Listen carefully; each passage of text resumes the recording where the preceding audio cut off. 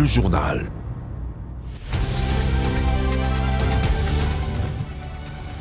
Bon début de week-end, madame, messieurs, bonsoir et bienvenue à cette grande édition du journal sur Mondico Télévision dont voici le sommaire.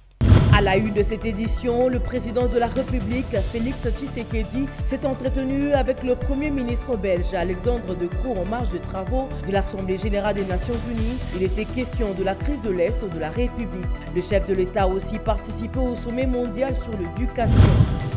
Le Premier ministre Samalou Konde séjourne à l'est du pays dans les deux provinces sous état de siège. Question de faire une évaluation de la situation. Pour terminer, l'acteur politique Thierry Mosenepo a visité ce vendredi le groupe Mondico Holding dans la commune de Mongafula où il a encouragé l'investissement d'un fils du pays.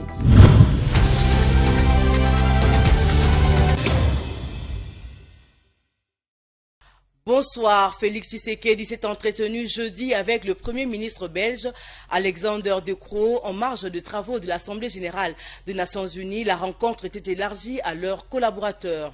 Plusieurs questions étaient au cœur des échanges, dont celles liées à la coopération bilatérale RDC-Belgique dans plusieurs domaines, dont celui de la sécurité. Après avoir échangé avec le président de la République française Emmanuel Macron et Paul Kagame du Rwanda, le chef de l'État congolais Félix Tshisekedi a poursuivi sa série des échanges avec les dirigeants du monde à New York. Ce jeudi 21 septembre, le président Félix Tshisekedi a échangé avec le premier ministre belge Alexander De Croo, un signal fort pour les deux pays amis qui depuis un certain temps ont décidé de renforcer leurs relations bilatérales. Au menu de leur entretien, la question du retour de la paix dans la partie est de la RDC. La Belgique est un des premiers pays à avoir dénoncé l'agression dont est victime la RDC et exigé le retrait immédiat du M23 du territoire congolais. Elle soutient également les initiatives régionales. Pour rappel, la Belgique avait donné la veille sa position concernant l'avenir de la MONUSCO dans le cadre de l'Assemblée générale des Nations unies. Le Premier ministre Alexander De Croo n'y est pas allé par les dos de la cuillère. Notre message est clair, la MONUSCO doit prendre fin et être remplacée par autre chose, a conclu le Premier ministre belge. Une mission régionale doit protéger le peuple congolais pour résoudre cette crise sécuritaire. La République démocratique du Congo vient de bénéficier d'une allocation indicative minimale, voulais-je dire, d'un financement de l'ordre de 137 500 000 dollars américains dans le secteur de l'éducation. C'est là en marge du sommet mondial sur l'éducation tenu à New York lors de la 77e session annuelle des Nations unies. Un reportage de Martin Kayembe. C'est en marge de la session annuelle des Nations unies à New York que s'est tenu le sommet mondial sur l'éducation qui avait pour thème la transformation de l'éducation en Afrique, passé, présent et futur. Le président de la République démocratique du Congo, en sa qualité du président en exercice de la Communauté économique des États de l'Afrique centrale, CEEAC en sigle, a profité de l'opportunité pour parler de l'expérience de la RDC et de la sous-région en termes de leçons apprises pour renforcer les financements de l'éducation afin de résoudre la crise de l'apprentissage en Afrique. Le ministre de l'EPST, qui était de la délégation, a pour sa part reçu de main de M. Charles Noff, directeur général par intérim du Partenariat mondial pour l'éducation, l'information de l'approbation de l'accès de la RDC à l'allocation indicative minimale d'un financement de base pour la transformation du système éducatif en RDC d'un montant combiné de 137 500 000 dollars américains. Cette bonne nouvelle pour toute la communauté éducative congolaise vient de clôturer une longue séquence ouverte en juillet 2021 par le ministre de l'EPST, Tony Mwaba, lors de sa séance de travail à Londres au sujet de l'éligibilité de la RDC au financement de l'éducation. Très satisfait de la nouvelle, Tony Mwaba s'est estimé heureux du travail abattu par son équipe pour l'aboutissement de ces projets qui reprend les grandes lignes de programme à venir qui sera largement axé sur la qualité des enseignements en RDC. État de siège décrété au Nord Kivu par le chef de l'État subit une évaluation. Le Premier ministre, à la tête d'une délégation de ministres et autres députés et sénateurs, est arrivé à Goma le jeudi pour procéder à cette opération. Jean-Michel Samalou Konde, qui note la complexité de l'insécurité au Nord Kivu avec l'agression du Rwanda, s'active avec toute sa délégation à réorienter, si possible, l'action du gouvernement. Regardez. À Goma, chef-lieu du Nord Kivu, le Premier ministre est accueilli par le gouverneur militaire. Comme à Bunia, la population n'a pas voulu rater ce moment. Jean-Michel Sama, qui est à la tête d'une forte délégation des ministres, députés et sénateurs, du chef de l'armée et de celui de la police, tient à une évaluation de l'état de siège décrété dans le Nord Kivu par le chef de l'État. Comme vous le savez, selon la volonté de son Excellence, Monsieur le Président de la République, chef de l'État, Félix Antoine Tshisekedi Tshilombo, nous sommes dans un travail particulier pour la paix dans cette partie du pays. Et aujourd'hui, nous suivons notre mission ici dans le Nord Kivu, où nous venons d'arriver à Goma. Il faut noter que dans cette province où nous sommes en plein état de siège, nous avons des problèmes particuliers parce que l'agression est doublée de ces actions justement que nous condamnons du Rwanda. Ici, nous allons faire ce travail en toute sérénité avec le gouvernement sous le Conseil de sécurité et on va poursuivre avec les forces vives et atteindre aussi, bien sûr, comme je vous l'ai dit, des personnes les plus vulnérables. Le chef du gouvernement est arrivé dans cette province pour encourager également les forces de défense et de sécurité qui abattent un grand travail dans la sécurisation du territoire national. Nous tenons absolument ici à venir apporter notre soutien, non seulement à nos forces armées, aux autorités en place, mais surtout à échanger avec toutes les forces vives de la nation pour avoir aussi leur ressenti pour mieux orienter notre action ici sur le terrain. Dans la soirée, Jean-Michel Sama a présidé la réunion du Conseil de sécurité locale. Le gouverneur du Nord Kivu, les ministres du gouvernement central qui accompagnent le Premier ministre, les députés et sénateurs, le chef d'état-major général des FARDC, le commandant général de la police, tous ont pris part à cette réunion. Il faut dire que le Nord Kivu, qui fait à la fois l'objet des attaques des groupes armés locaux et étrangers, subit l'agression du Rwanda sous couvert du M23. Autre chose dans ce journal, le programme PDDRCS prendra forme en Ituri sous peu. C'est l'une des résolutions prises à l'issue de l'évaluation de l'état de siège faite dans cette province. La délégation de la société civile de l'Ituri qui a échangé avec le Premier ministre en est rassurée. Le chef du gouvernement a aussi échangé avec le partenaire humanitaire. Il a pris la résolution de les accompagner dans leurs actions sur terrain. C'est ce qui a constitué l'essentiel des échanges du Premier ministre avec le forces vives de l'Ituri le jeudi 22 septembre. Regardez. Déterminé à voir la situation sécuritaire en Ituri s'améliorer, le Premier ministre a, avant de quitter Bunia, échangé avec les différentes couches socio-professionnelles de cette province. Les forces vives, les partenaires humanitaires et les animateurs des institutions enveilleuses étaient tous conviés à ces échanges. Le coordonnateur de la société civile de l'Ituri est sorti rassuré de l'entretien avec le chef du gouvernement quant au démarrage sous 48 heures des activités du PDDRCS. Le programme PDDRCS est là. Ils ont dit qu'ils venaient d'avoir des réponses positives auprès du gouvernement et que selon toujours le coordonnateur national, dans 48 heures, les affaires vont commencer. Et nous sommes en train de suivre ça. Comme il a dit, nous allons le suivre. Le Premier ministre est tout à fait d'accord avec ce qu'a dit la population. Et selon ses dires, déjà de grandes décisions auraient été prises même avant, n'eût été l'incident malheureux de Bunagana, et que comme les demandes persistent, il a promis que les réponses par rapport à la demande des populations de l'Ituri seront bientôt données. Les partenaires humanitaires, eux, ont fait part de leur préoccupation de voir l'État contribuer efficacement à leurs actions. Ils évaluent à 1,6 million des personnes en besoin d'assistance humanitaire. La situation humanitaire en Ituri nécessite la contribution de tous les acteurs, y compris les efforts du gouvernement qui seront en cours, que ça doit continuer, et également nous, les acteurs humanitaires, nous devons continuer à travailler aux côtés du gouvernement pour soulager la souffrance de ceux qui sont dans le besoin de l'assistance humanitaire. Son Excellence, Monsieur le Premier ministre, s'engage à renforcer les actions afin de faciliter l'accès humanitaire aux populations qui sont dans les besoins. Jean-Michel Sama s'est en fait entretenu avec les membres du gouvernement provincial et les députés dont les institutions sont en veilleuse depuis la déclaration de l'état de siège en Ituri par le président de la République. La disparité et la désorientation de l'octroi et dont la fixation de rémunération dont les établissements publics doivent s'arrêter. Ainsi, le Premier ministre a institué une commission chargée d'examiner cette question. Les travaux de cette commission ont démarré le jeudi 22 septembre à l'hôtel du gouvernement. En l'absence du Premier ministre Jean-Michel Sama Lukonde, c'est son directeur de cabinet qui a officiellement lancé les travaux. Reportage.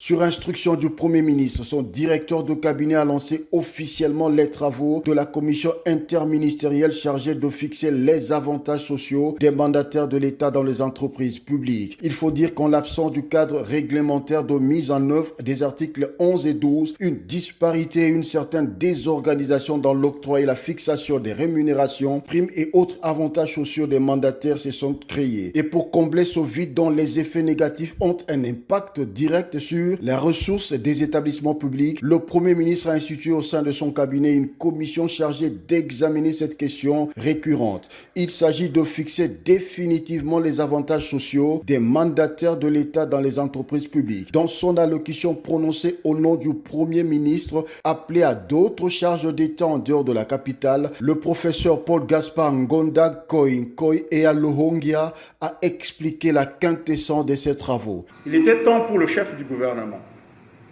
d'apporter des correctifs nécessaires et des solutions idoines à ce problème qui est devenu récurrent.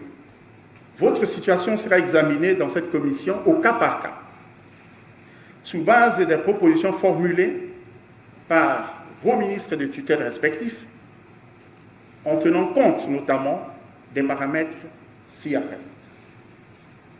Le chiffre d'affaires de chaque établissement public, la trésorerie de chaque établissement public, ses charges du personnel, l'excédent budgétaire éventuel, ainsi que les investissements en fonds propres qui sont prévus. Il faut noter que ces travaux de la commission interministérielle s'effectueront pendant 15 jours à compter du 26 septembre. Cela hormis la date d'ouverture intervenue le 22 septembre. Les délégués de la primature, ceux des ministères sectoriels, l'inspection générale des finances, le conseil supérieur du portefeuille et les directeurs généraux des établissements publics y prennent part. Revue de presse dans ce journal, Madame, Monsieur, pour votre information complète avec ce journal qui vous propose quelques points essentiels dans cette revue de presse de journaux parus ce vendredi 23 septembre 2022 à Kinshasa. C'est dans un condensé de Guy Ilunga.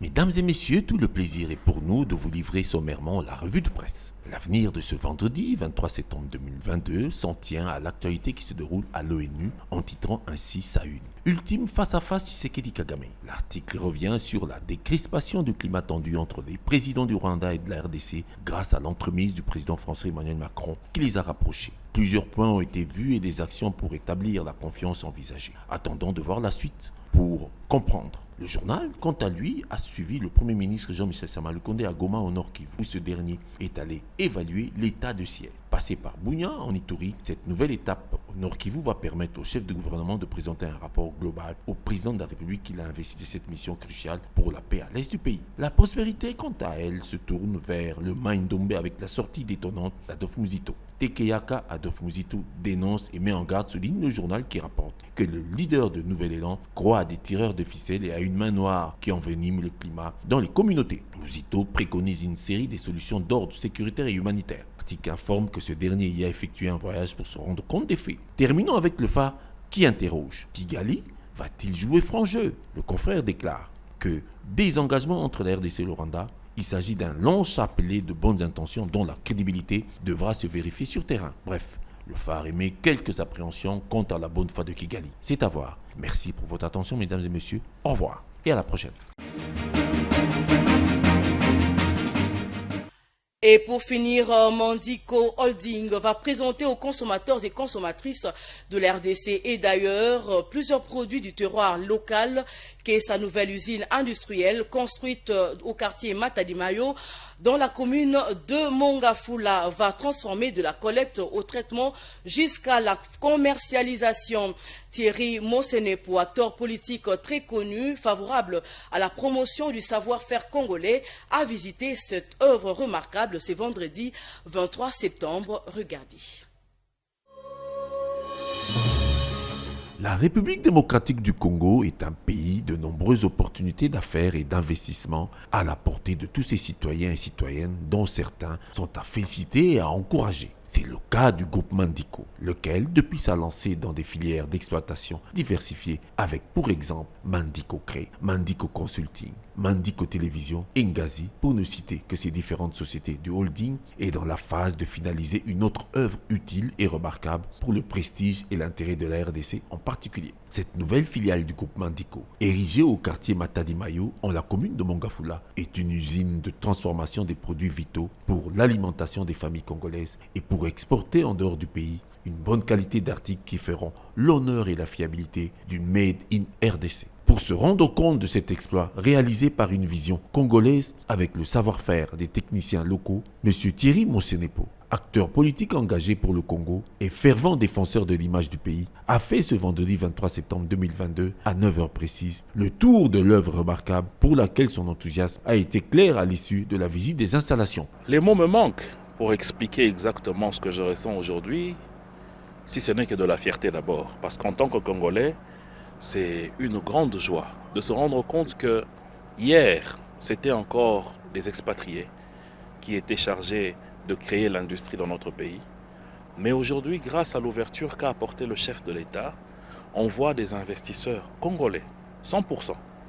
En plus, des jeunes qui acceptent de mouiller le maillot pour donner la productivité dans notre pays, dans différents secteurs. Ce site était jadis un site érosif, un site sujet à des spoliations et à des glissements de terrain. Mais ce que nous sommes venus découvrir aujourd'hui est totalement impressionnant. Nous sommes venus voir ici une industrie qui est en train de se mettre en place. Et la construction de cette industrie a été réalisée grâce à des mains expertes congolaises qui, d'ici très peu de temps, vont produire les fruits du terroir aux Congolaises et aux Congolais. C'est avec ce genre d'initiative que le pays peut se développer. Et c'est avec ça qu'on peut palper du doigt la vision du chef de l'État, du peuple d'abord, qui consiste à donner aux Congolais à moins cher ce qui est nécessaire pour leur vie, c'est-à-dire de la nourriture. Extrêmement édifié par la prouesse du groupe Mandico, Thierry Mosenepo a émis quelques recommandations essentielles pour préserver cette catégorie rare d'investissement en RDC. Ici, pour moi, l'occasion d'interpeller les autorités du pays. Parce que généralement, qu'est-ce qui se fait lorsqu'il y a des Congolais qui se lancent comme ça? C'est qu'ensuite, les services de l'État viennent pour faire ce que nous, dans le domaine des affaires, on appelle la tracasserie. Il faudrait encadrer ce genre d'industrie pour que, au-delà de Kinshasa, on puisse en compter dans toutes les autres provinces. Il faudrait au-delà de ça des subventions pour permettre à ce que la société puisse faire concurrence à ce qu'il y a comme produits importés que eux vont produire ici. Il faudrait un accompagnement de l'État. Pour moi, c'est vraiment interpeller notre chef de l'État, grâce à qui la vision qui a permis à Mandico aujourd'hui d'exister, pour qu'il puisse lui-même venir s'approprier de ce projet. Car c'est un projet qui peut inspirer le gouvernement, dans le sens que les soubresauts que nous sommes en train de vivre avec la guerre en Ukraine et avant cela la Covid-19, nous prouvent à suffisance que tant que nous allons avoir un système d'importation de tout ce que nous sommes en train de consommer, nous serons à la merci de tous les soubresauts des aléas de la vie sur le plan international. Mais par contre, si nous avons un Mandico, 2, 3, 4, 26 Mandico, nous allons éliminer tant soit peu ces importations qui nous laissent à la merci de ces soubresauts-là. Lieu pour moi ici de féliciter les initiateurs, le comité de gestion, le PCA de cette société, ainsi que le CEO et la direction technique pour le travail qui a été fait. J'espère que nous serons avec eux pour le jour de l'inauguration, car ça sera un grand jour pour le Congo, puisque ça sera un jour historique. Cette fameuse réalisation industrielle est, comme indiqué, exclusivement le mérite de l'expertise congolaise. Monsieur David Kaboye, directeur technique de Mandico Holding et coordonnateur des travaux de cette véritable entreprise, a expliqué le défi surmonté. Cet investissement, ce grand investissement, comme vous êtes en train de dire, est un projet qui va apporter au moins de la lumière, une petite lumière. Vous savez que le pays souffre, manque des industries agroalimentaires. Mais grâce à cela, le peuple qui est en train de pleurer, gémir, grincer les dents chaque jour, crever de faim, nous sommes en train de souffrir par les importations. Tout cela, nous allons mettre fin. Cette œuvre économique d'envergure entend aussi s'occuper du social. Le directeur technique renseigne sur certains détails en faveur de la main-d'œuvre envisagée. Pour un début, cette industrie a la capacité, pour un début, d'embaucher plus de 100 personnes. Et après évaluation qui se fait, vous savez que quand l'industrie commence, nombreux, elles peuvent commencer avec peu, mais elle augmente car c'est une grande racine, elle aura toujours de branches. Elle a la capacité, là pour un début c'est 100, et au bout d'une année, on va multiplier cela, allant au-delà de 400, 500 employés par année.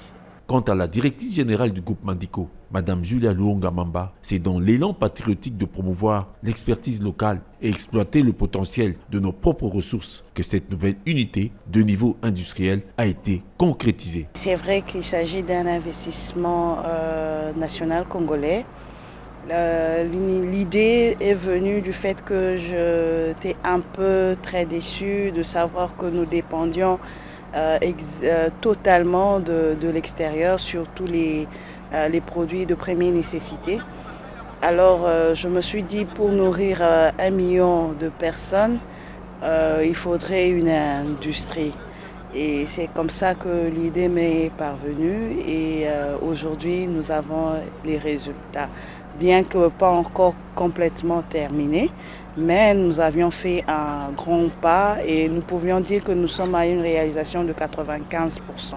Cette usine de transformation des produits du terroir congolais, conçue selon les standards modernes, une œuvre des plus remarquables dotée des outils de la dernière technologie, est le fruit d'une vision que la détermination a rendue évidente dans cette œuvre industrielle locale pour le bénéfice des Congolais avant tout et pour les autres horizons par la suite. Il s'agit d'une industrie d'une capacité de 2 tonnes par heure, ce qui fait à peu près 20 000 kilos en une journée de production et vous pouviez imaginer en un mois. Donc nous pouvions répondre aux besoins de la République et peut-être même au-delà de frontières. Il n'y a plus qu'à attendre le jour de l'inauguration de ce bijou du holding Mandico qui s'agrandit utilement et correspond à l'esprit profond et ferme du slogan Mandico, une pensée, un écrit qui deviennent réels.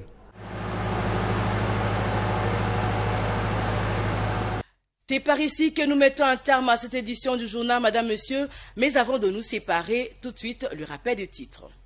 À la une de cette édition, le président de la République, Félix Tshisekedi, s'est entretenu avec le Premier ministre belge, Alexandre De Croo, en marge de travaux de l'Assemblée générale des Nations Unies. Il était question de la crise de l'Est de la République. Le chef de l'État a aussi participé au sommet mondial sur l'éducation.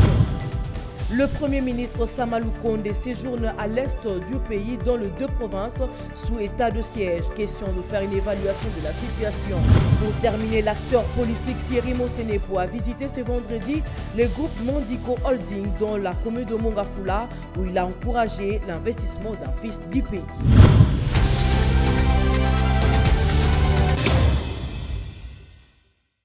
Ce journal est terminé. Madame, Monsieur, au nom de la rédaction, nous vous remercions de l'avoir suivi.